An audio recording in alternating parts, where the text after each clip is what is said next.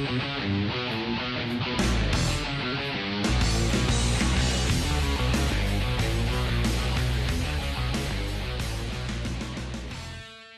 guys, what is going on? My name is Boosh, and if you're joining us today, you are in for a treat.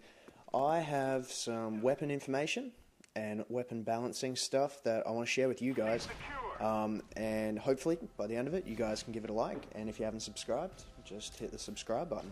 So, earlier in the year David Vonderhaar was talking about the Black Ops 2 and how they've rebuilt it from the ground up. They want to revamp the whole Call of Duty series, which is what they need. Die, you motherfucker! What?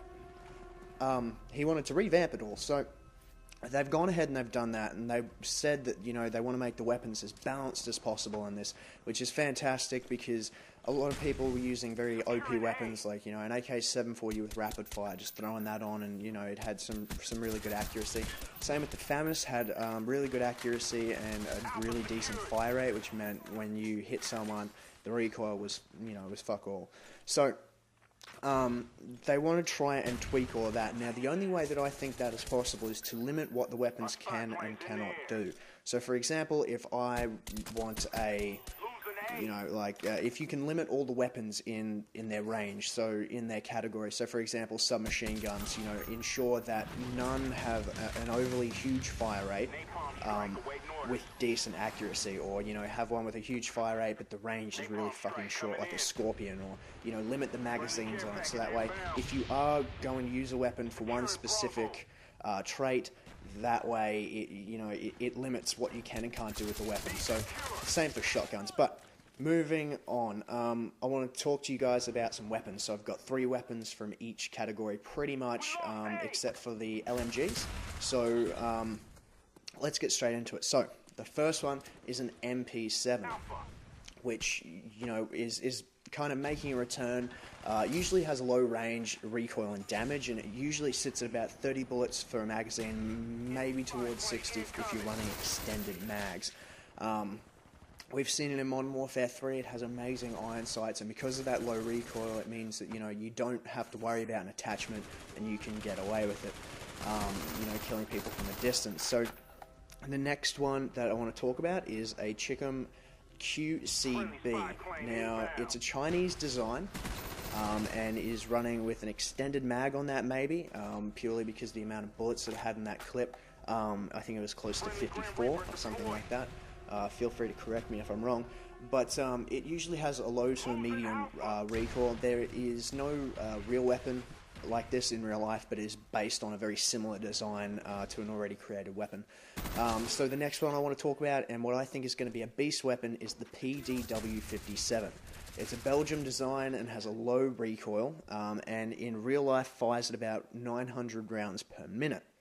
So does the version of the Chicom as well, but the MP7 has a 950 round in fire rate in real life. So, you know, you start to see all this coming in, but I like the PDW purely on its look. It looks like it has an amazing iron sight. Then we've got the M8A1, also known as the XM8, which is probably going to be this game's equivalent of, you know, the M16 or the M4A1, that whole standard kind of stock gun, and hopefully it's not going to be just like another ACR in Modern Warfare 3. But it will be interesting to see just how they go with this. The next gun, however, is still surviving. Beats me how it's still going on, but it's the Scar, and it's shown up in a lot of previous Call of Duties, and it's just that whole all-around kind of stock weapon as well. Has amazing iron sights. I love using it in Modern Warfare 3. I was never really a big fan of it in Modern Warfare 2 for some reason. The iron sights were pretty much the same, but in Modern Warfare 3 it just worked for me, and I absolutely love it to death. The next one, however, is an SA-58. Now, this one is the equivalent of the FN FAL, or the FN FAL. If you guys remember that from the first Black Ops, it is a semi-automatic. It's just one shot, that DAC rifle that we're all used to seeing, that has, you know, extremely high damage and a lot of range. but due to its capabilities, yeah, that one shot is a bit of a setback. But in the hands of someone who's really skilled with it, it's amazing. So the next one, we're moving into sniper rifles. This is a DSR, and it's possibly a 50 cal. I'm assuming, looking at the tip of the gun there, I'm assuming that the barrel on it's similar to a Barrett. I'm assuming it's going to be a 50 cal rifle. But it is a bolt action as well, which is surprising. I thought by the look of it was semi-auto, but it's a bolt action, and it should be interesting to see just how they've tweaked the whole one-shot, one-kill system. The next rifle is a ballista sniper rifle. So this one, you have the option to choose iron sights on it, which I'm hoping they don't give you the option for an ACOG, because an iron sight would be a good way to try and limit what you can and can't shoot with it. Once again, how they've tweaked that will be interesting to see. You know, whether you're able to kill them at long range, or whether short range is just not even an option anymore, whether it takes 2 shots at short range. But this next one is an SVU 8S, which to me looks pretty much identical to a Dragnov. And in some of the other previous games, you have the Dragnov SVU.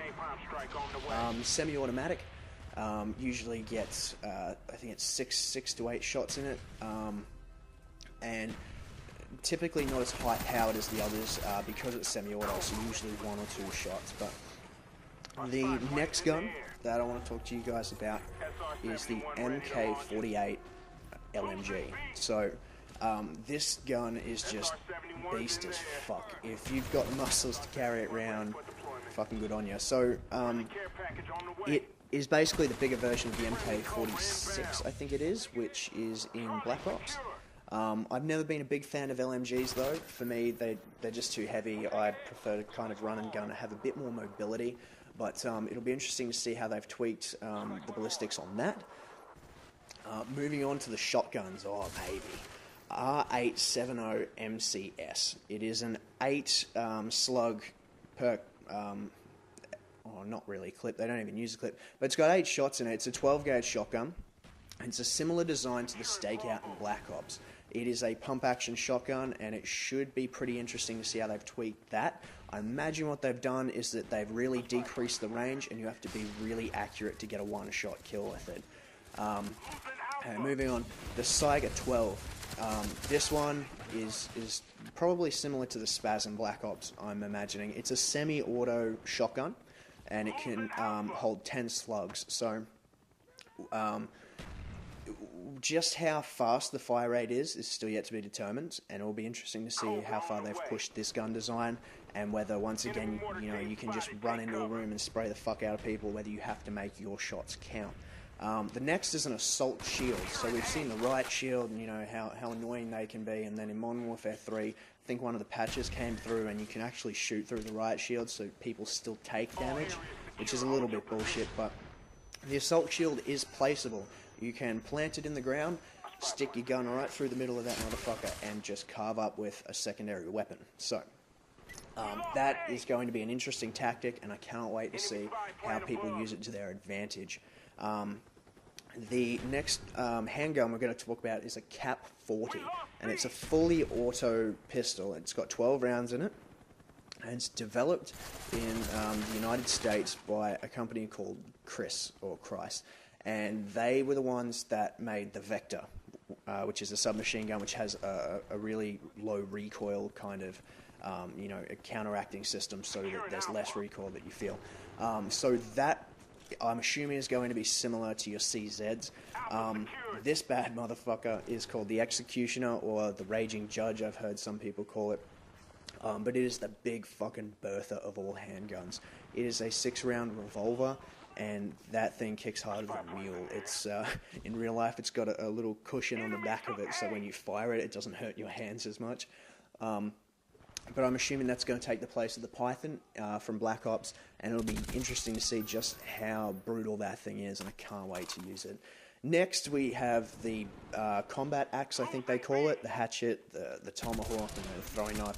Pretty much the same design. They've just, changed the aesthetics of it to make it look a little bit more bitchin', considering it's set in the future. And yeah, so I imagine people are gonna, wreak havoc with that. I'm getting sick of being tomahawk square across the map, up on the spawns of the map. And the next one we're going to see here is a combat knife. Now this is purely if you are going to have either a pistol or it's a weapon that you have to pull out. So if you are running with all, I don't know, like all 6 perks, or you've used up all your points, you always have a knife. And that is going to be different to a panic knife as well, I should mention. But more importantly, I haven't got a picture of it yet, but the crossbow is coming back. The explosive tipped crossbow, and this time, Treyarch's really listened to the fans on this one. They've got the ability to actually put a scope on it, an ACOG sight, which is just going to be huge. So it's still a silent kind of design, and I cannot wait to get my hands on that and try that. So that's about it for today, guys. I hope you have enjoyed the information that I've managed to gather. It took me a while to gather this. A big shout out to Raven Studios for the intro template, and also to CharlieIntel for all the photos. I'll link them all in the description, and that's some of the stuff there. Go over, have a look, give them some feedback. 2 amazing sites. So thanks very much for your time, guys, and I'll catch you later.